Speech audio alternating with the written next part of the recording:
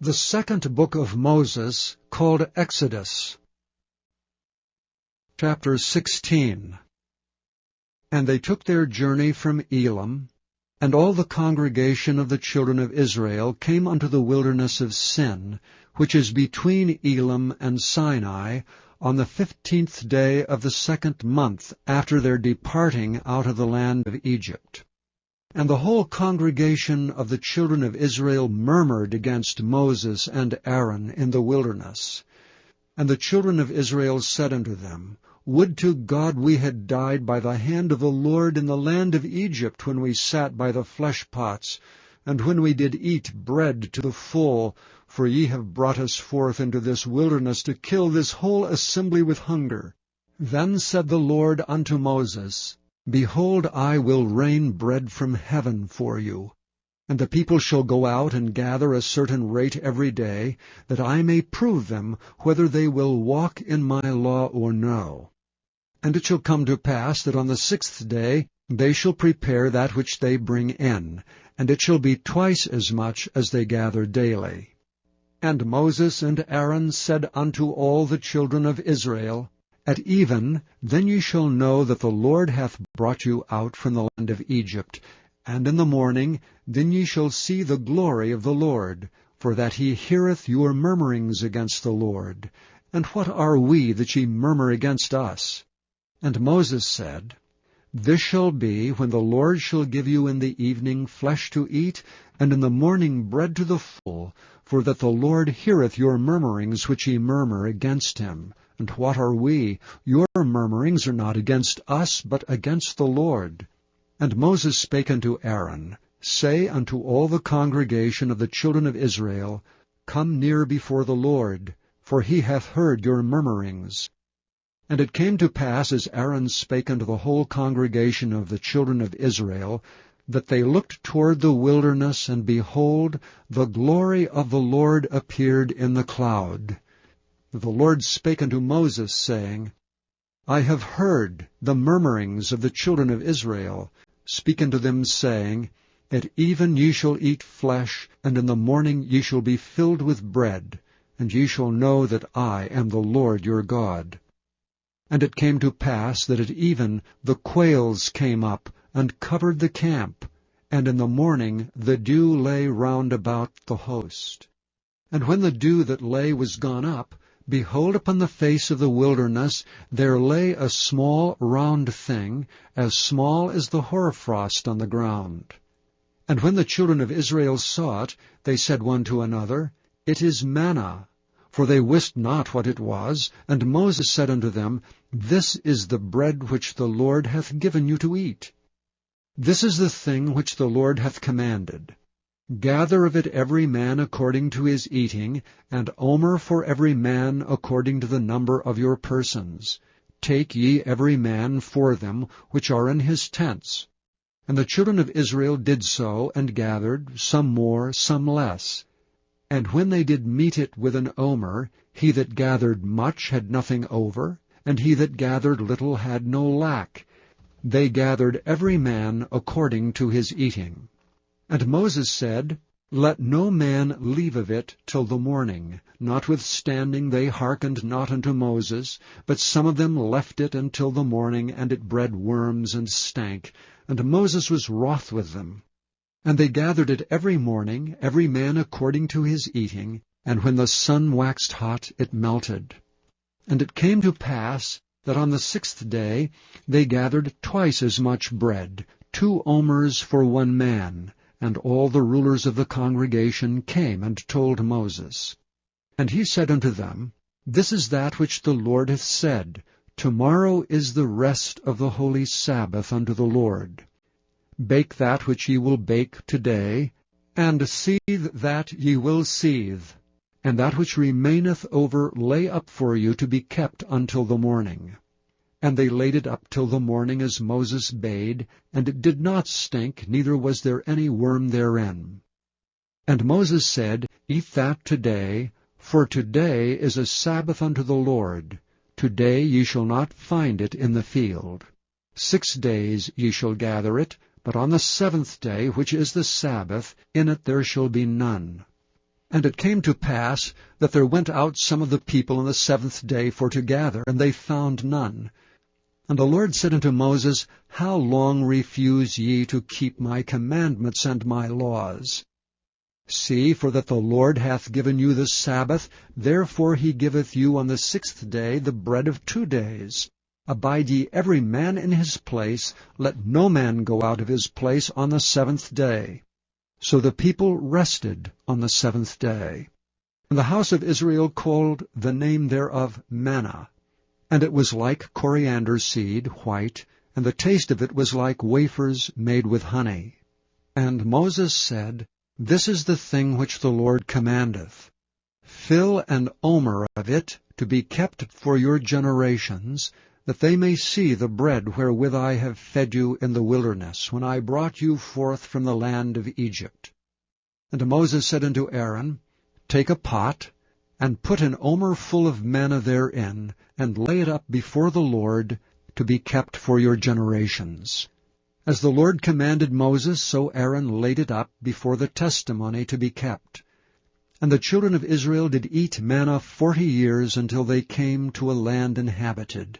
They did eat manna until they came into the borders of the land of Canaan. Now an omer is the 10th part of an ephah.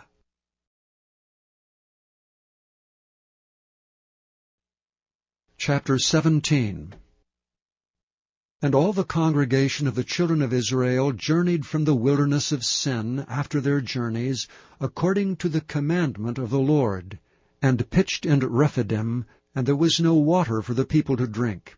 Wherefore the people did chide with Moses, and said, Give us water, that we may drink. And Moses said unto them, Why chide ye with me? Wherefore do ye tempt the Lord? And the people thirsted there for water, and the people murmured against Moses, and said, Wherefore is this that thou hast brought us up out of Egypt, to kill us and our children and our cattle with thirst?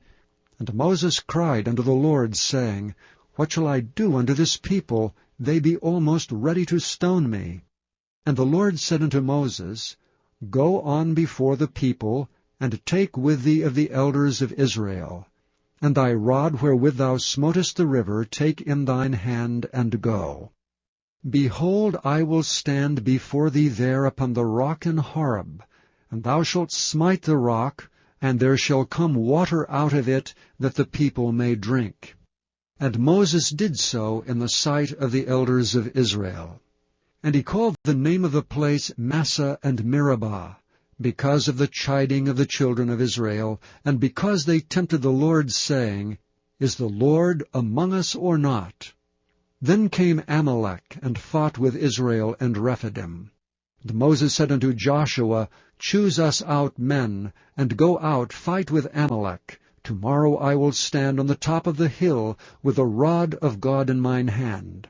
So Joshua did as Moses had said to him, and fought with Amalek. And Moses, Aaron, and Hur went up to the top of the hill. And it came to pass, when Moses held up his hand, that Israel prevailed. And when he let down his hand, Amalek prevailed. But Moses' hands were heavy. And they took a stone, and put it under him, and he sat thereon. And Aaron and Hur stayed up his hands, the one on the one side, and the other on the other side, and his hands were steady until the going down of the sun.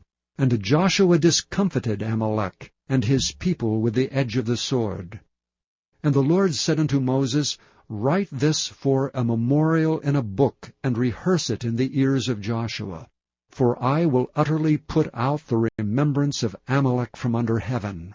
And Moses built an altar, and called the name of it Jehovah Nissi. For he said, Because the Lord hath sworn that the Lord will have war with Amalek from generation to generation. Chapter 18. When Jethro the priest of Midian, Moses' father-in-law, heard of all that God had done for Moses and for Israel his people, and that the Lord had brought Israel out of Egypt, then Jethro, Moses' father-in-law, took Zipporah, Moses' wife, after he had sent her back, and her 2 sons, of which the name of one was Gershom, for he said, I have been an alien in a strange land. And the name of the other was Eliezer, for the God of my fathers, said he, was mine help, and delivered me from the sword of Pharaoh. And Jethro, Moses' father-in-law, came with his sons and his wife unto Moses into the wilderness, where he encamped at the mount of God.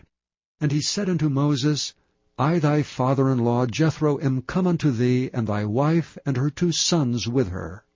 And Moses went out to meet his father-in-law, and did obeisance and kissed him, and they asked each other of their welfare, and they came into the tent. And Moses told his father-in-law all that the Lord had done unto Pharaoh, and to the Egyptians for Israel's sake, and all the travail that had come upon them by the way, and how the Lord delivered them. And Jethro rejoiced for all the goodness which the Lord had done to Israel, whom he had delivered out of the hand of the Egyptians. And Jethro said, Blessed be the Lord, who hath delivered you out of the hand of the Egyptians, and out of the hand of Pharaoh, who hath delivered the people from under the hand of the Egyptians. Now I know that the Lord is greater than all gods, for in the thing wherein they dwelt proudly he was above them. And Jethro, Moses' father-in-law, took a burnt offering and sacrifices for God. And Aaron came, and all the elders of Israel, to eat bread with Moses' father-in-law before God.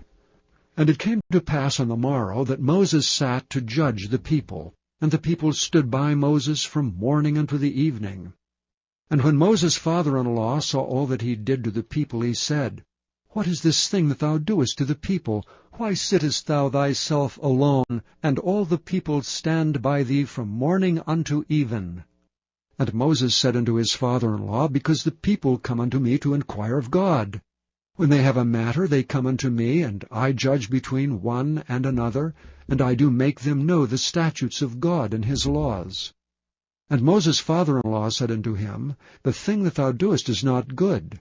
Thou wilt surely wear away, both thou and this people that is with thee, for this thing is too heavy for thee.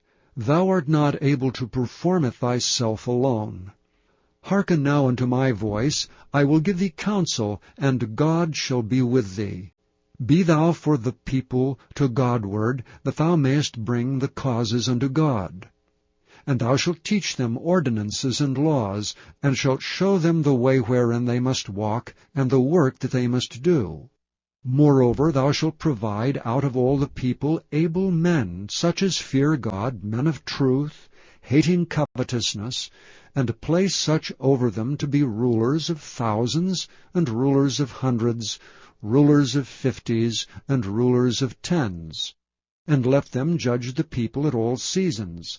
And it shall be that every great matter they shall bring unto thee, but every small matter they shall judge. So shall it be easier for thyself, and they shall bear the burdens with thee. If thou shalt do this thing, and God command thee so, then thou shalt be able to endure, and all this people shall also go to their place in peace. So Moses hearkened to the voice of his father-in-law, and did all that he had said.